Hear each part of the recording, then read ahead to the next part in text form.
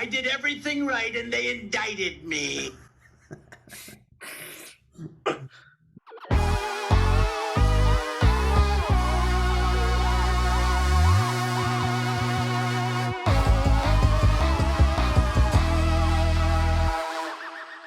Welcome back to the Paradigm Shift. My name is Wrath and I'm here with Jewel. Hello.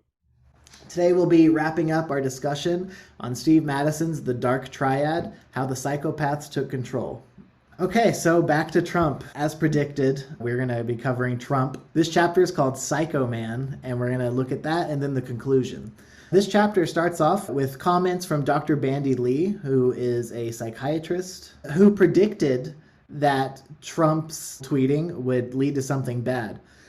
And of course it did. The January 6th riot, attempted coup. Actually, Trump's in a lot of trouble right now. If anyone's keeping up with the news, he's got, I think, 3 indictments and like 30-something felonies that he's on trial for. So like alleged, I guess. But still, the evidence is overwhelming. So we're going to look at what Dr. Bandy Lee said. Forensic psychiatrist on the faculty of Yale School of Medicine, an internationally recognized expert on violence.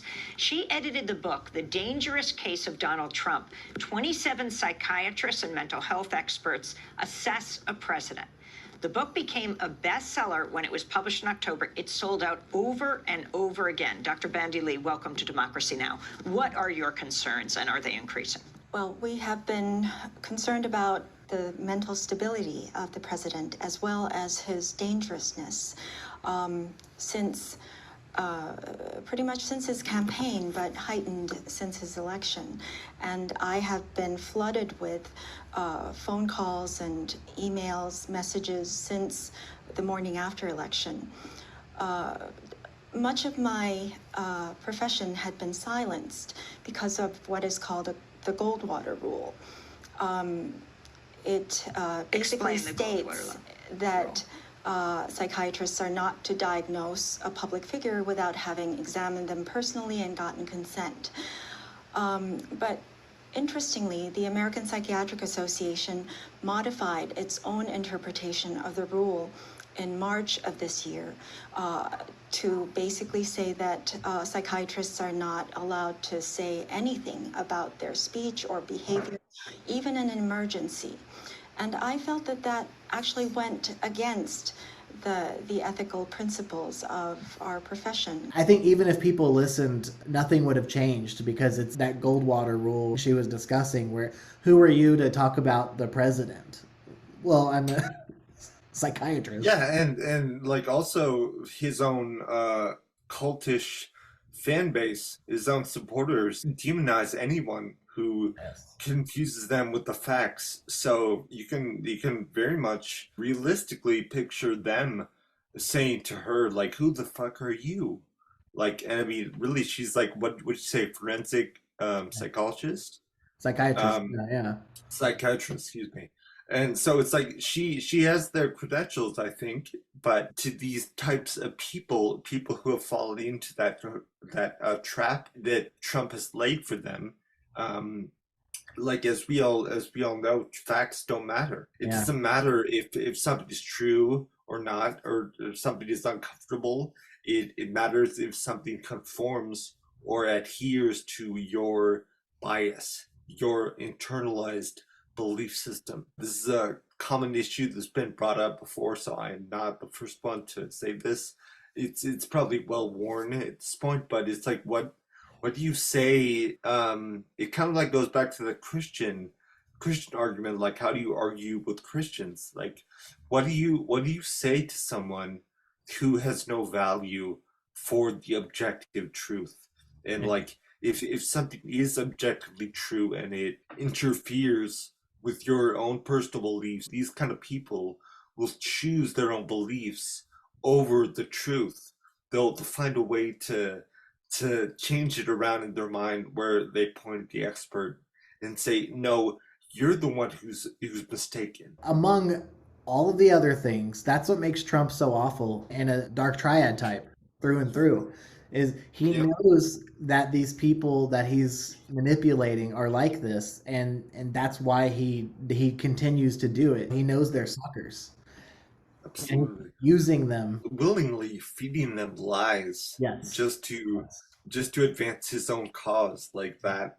That's a true dark triad type right there. Yes, he's the poster child. One thing that Dr. Bandy Lee said that actually Madison quotes in the book, she's just talking about the characteristics of Donald Trump and what she's noticed. She says like his detachment from reality, and she goes on to say his pathology is actually gaining ground more quickly than the ability of rational actors to bring up the facts. That is really scary, but these like rational actors, the people who are speaking the truth in this case, are demonized and bullied and accused of being part of the liberal left and like anti-Trump, have like orange man bad Trump derangement syndrome, and it's like it's all excused on the basis of their ideological opposition to Trump and not on the basis of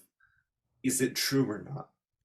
So Yeah. like when Trump says something and someone fact checks it and says actually that is not true, that person is then demonized and Yes. like excluded and kicked out and like shut the fuck up, get out of here, like that kind of stuff. Instead of actually engaging with the truth and coming to terms with it, we don't do that anymore. So his lies and delusions are being spit out faster than any rational actor can like correct it. But even if the rational actor is there to correct it, his fans don't give a shit if it's true what is correct. All they know is that cult mindset of like, I love Trump, so what he says goes. You can like go get fucked if you disagree, you know? Yeah, especially the QAnon variety of Trump support. Yeah. Like, really, if you say someone is a liberal, what that means to the QAnon types is a baby eating space lizard. And Yeah, like a yeah, demon. yeah, Yeah. yeah, someone that would sacrifice children. And I don't know what to say about that it's so popular and so many people support it. I don't know if you've seen Comedy Central does The Daily Show, and they have this guy go out and interview Oh the yeah.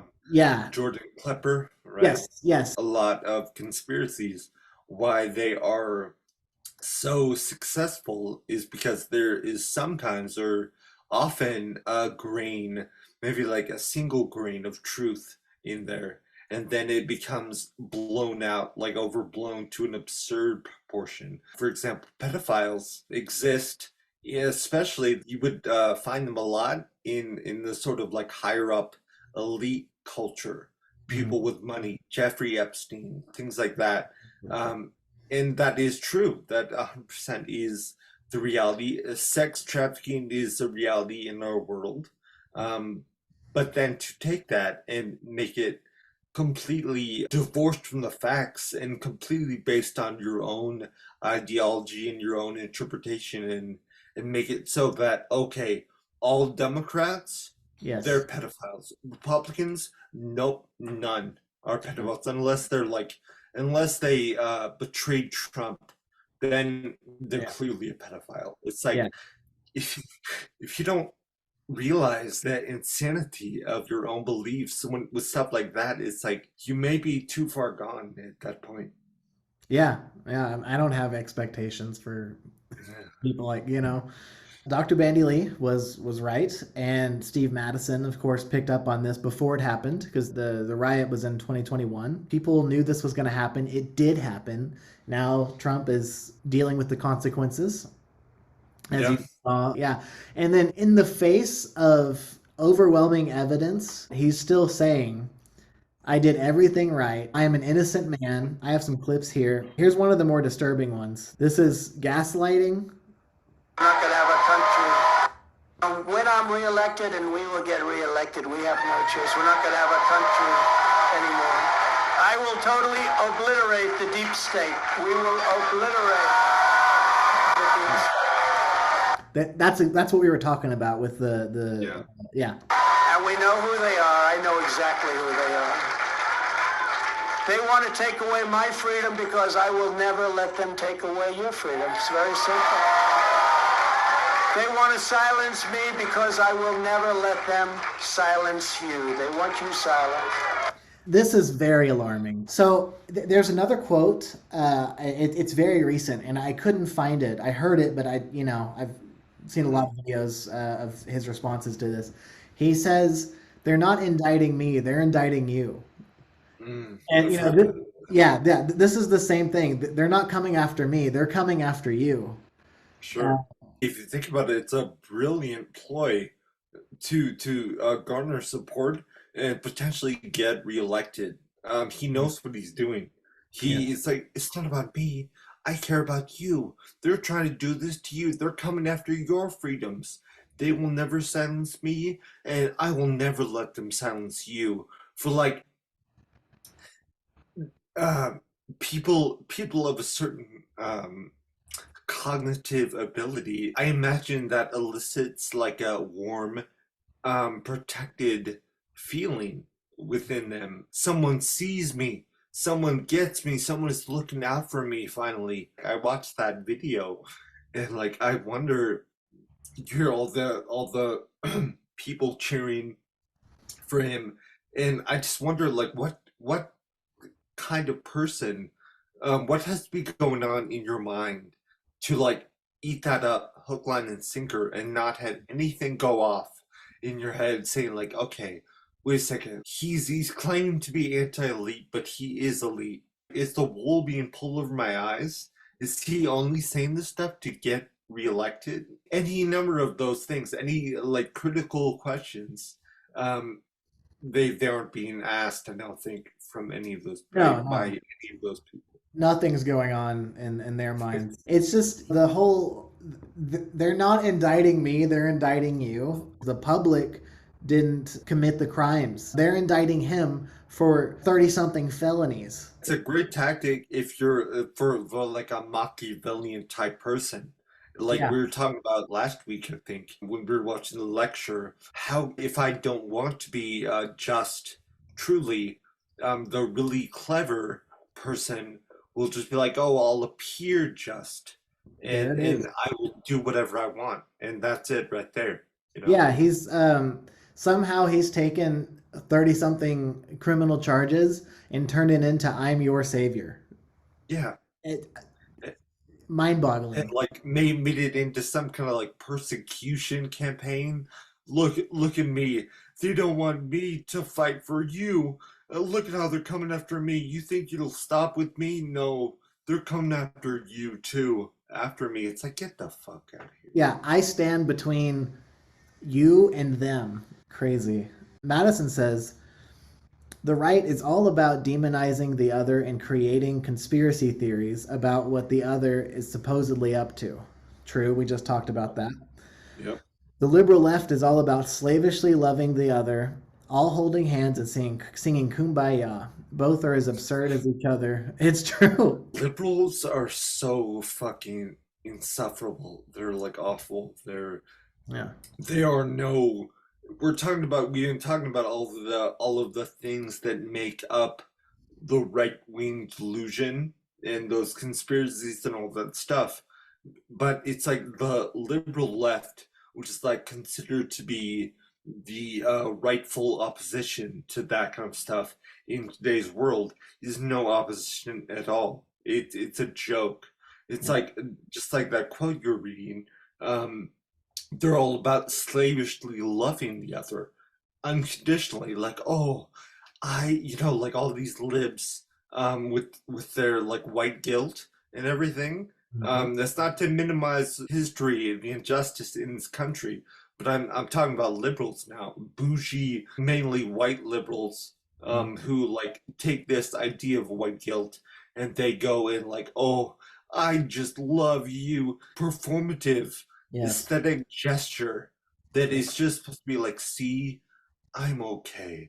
I'm one of the good ones. Yeah. I've checked my privilege. Like that kind of thing. That's why the right steamrolls them. It's very easy for the right to demonize them and to like make them the target of their conspiracy theories. No one is thinking critically. Like Madison says, they're both as disgusting as the other. You know, it's a very very sorry, sad state of affairs. The last part of that quote is, "We need a rational world." You know, after saying both are as absurd as each other. Yep. I have a little clip example of exactly what Madison's talking about here with, of course, our poster child. Don't fight the way they're supposed to fight. The others are dirty, sick players, and the Republicans are very high class. They've got to be a little bit lower class. He just said that the Republicans are very high class. I can't believe, like, he's actually serious with that. Like, that is what I mean. Like, that entire crowd that eats that up, that just loves that. It's like, is no one in that crowd, like, just being like, hey, wait a second. Like, does that really make sense? What would make all Republicans in positions of power and with money, what would make them classy and the good guys and completely removed from any shadiness? And what would make Democrats susceptible to that? No one like asks those questions. Everyone just like nods, like, oh, whatever you say, Mr. Trump. Yeah, I mean, this guy looks he looks the part. Like, this is the MAGA supporter. Also, this guy, and then of course we have the Karen in the background, and a child wearing a MAGA hat. Is exactly what Madison is saying, that the right's all about demonizing the other. We just saw Trump spinning the narrative. Mr. Trump, you are being charged with 30-something felonies. You've been indicted 3 times. And he somehow spins that into, I am your protector. Don't let them do this to me, because they're trying to do it to you. And that's the dirtiest playing I've ever seen. That's a skill of his. He's like very good at that, and he does it well. And it's not good, but it's like objectively he is good at it. Yes. You know. Yes. But what he peddles is like a particularized version of the us versus them mindset. It's like us, like all of us in this room, like the Republicans, we're good. If you're not one of the good guys, you're one of the evil ones. You know, it's like that kind of thing, which we've seen from Reagan and Bush and like all these different politicians over the years, and it's very effective for politics. And I just wish Americans weren't so you know, I'm trying to be nice here. Well, Madison says that the solution is education. Education is the only way out of the shit, but we need a proper education system, one definitely not endorsed by those who created the disastrous education system the world has today. So, you know, just to differentiate, we don't need what we have, we need a different education system. Because the powers that be, they have no interest in an educated, empowered, working class, or just people in general, people who have knowledge, can see what the world is and can see through the bullshit. They have no interest in that, because that is not sustaining their power they have. That is not continuing what they're... What's that? It's a threat. Yeah, exactly. It is a threat. And no halfway intelligent business person would like engage in a risk like that without a substantial reward incoming, and there is no reward for them in that scenario. The reward would be ours, the educated people. That would be our reward. Like you said, that would be a threat, that would be a detriment to them. And that's why Trump and the likes of are actively sabotaging student loan forgiveness. And we have a little clip of that really quick. Trump reacting to this week's controversial Supreme Court decisions, overturning affirmative action and blocking Biden's student loan forgiveness plan. We appointed nearly 300 federal judges and 3 great Supreme Court justices. And this week, those justices ruled to move our country forward with a merit-based system of education. How big is that?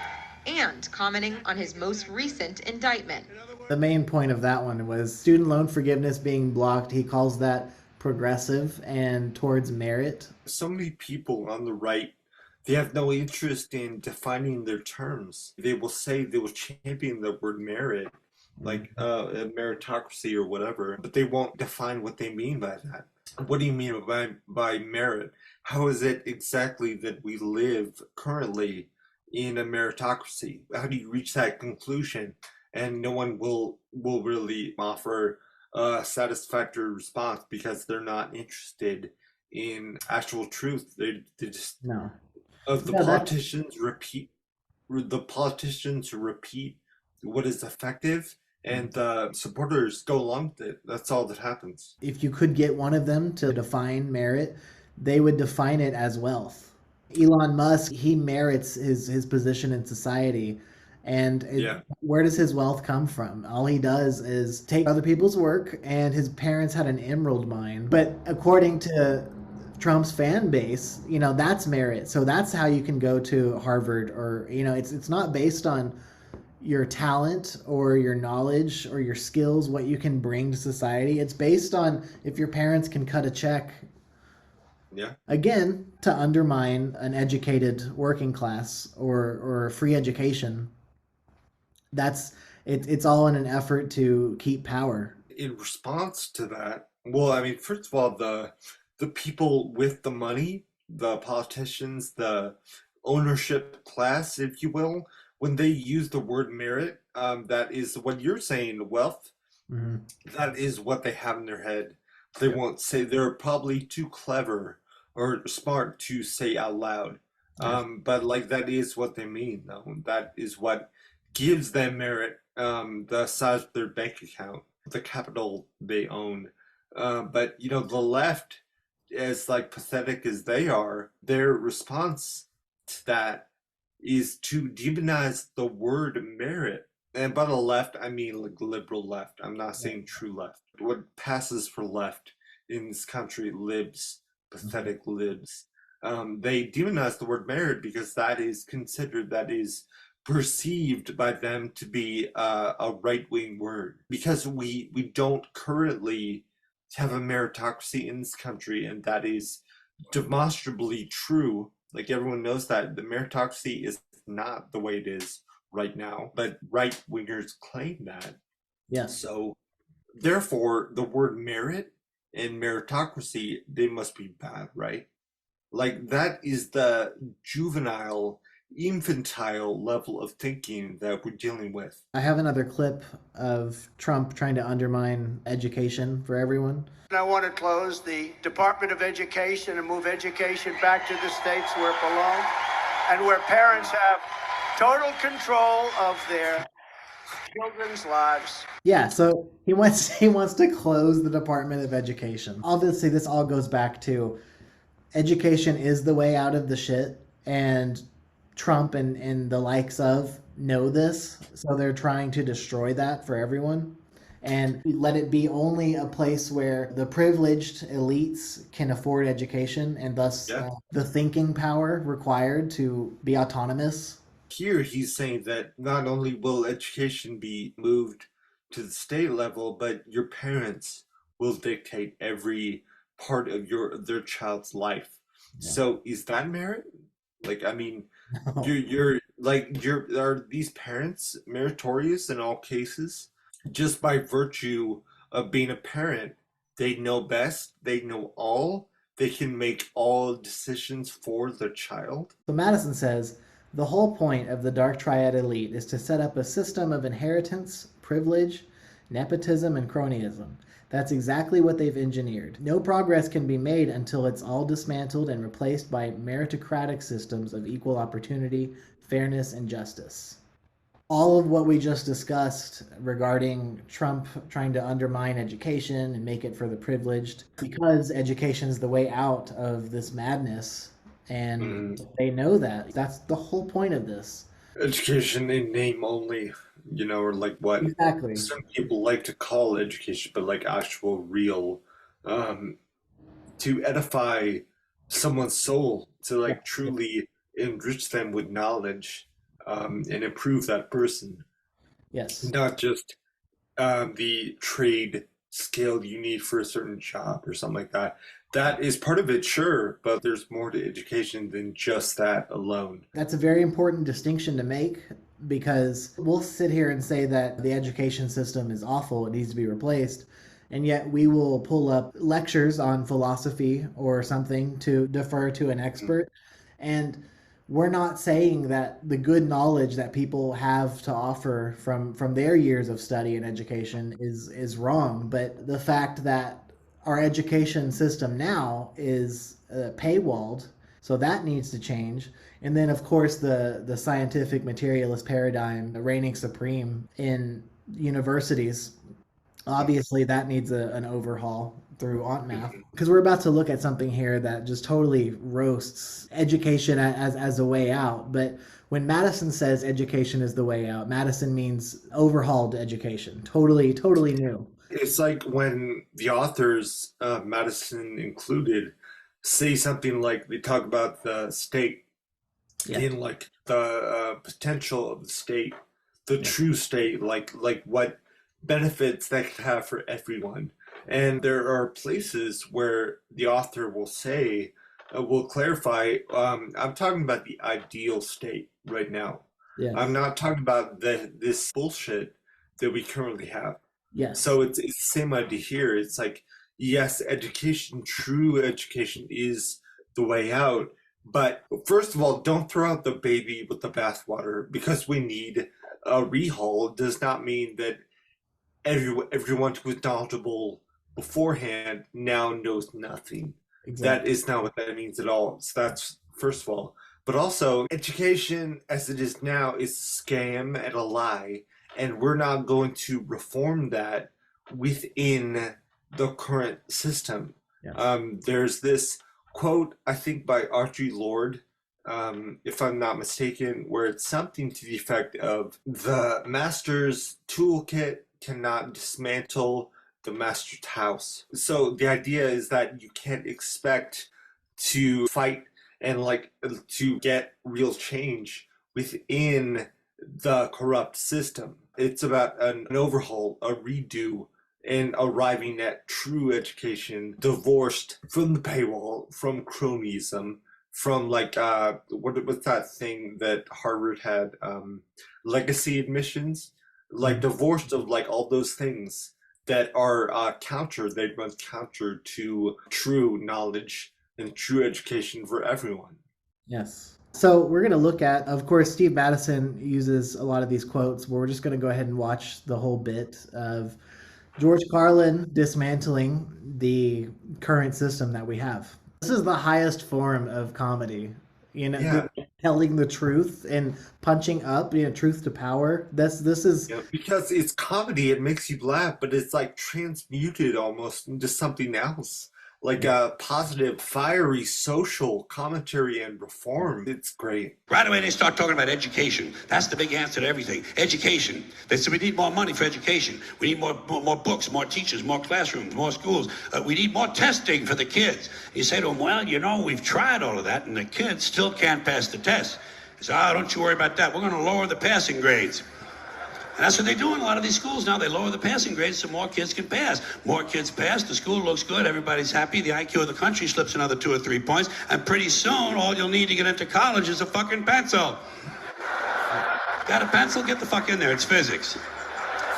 Everyone wonders why 17 other countries graduate more scientists than we do. Education. Politicians know that word, they use it on you. Politicians have traditionally hidden behind 3 things: the flag, the Bible, and children. No child left behind. No child left behind. Oh, really? Well, it wasn't long ago you were talking about giving kids a head start. Head start, left behind, someone's losing fucking ground. But there's a reason. There's a reason. There's a reason for this. There's a reason education sucks, and it's the same reason that it will never, ever, ever be fixed. It's never going to get any better. Don't look for it. Be happy with what you got. Because the owners of this country don't want that. I'm talking about the real owners now.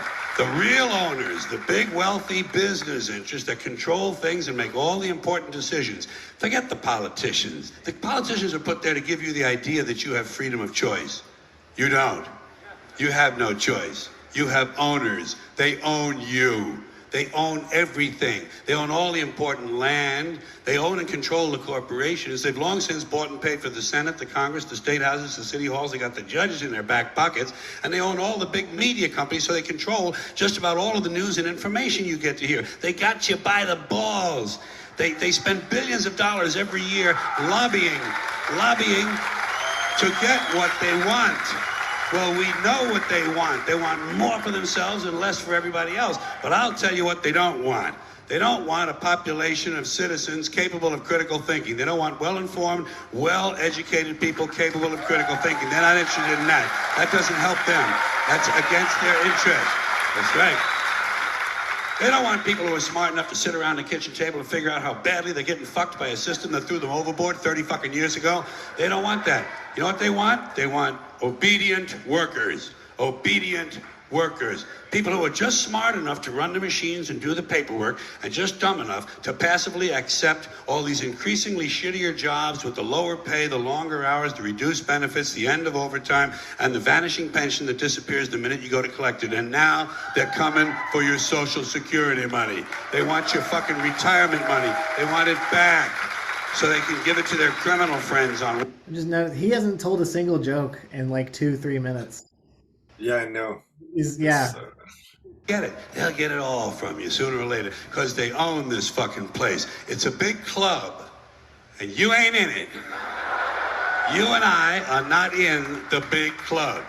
By the way, it's the same big club they use to beat you over the head with all day long, where they tell you what to believe all day long, beating you over the head in their media, telling you what to believe, what to think, and what to buy.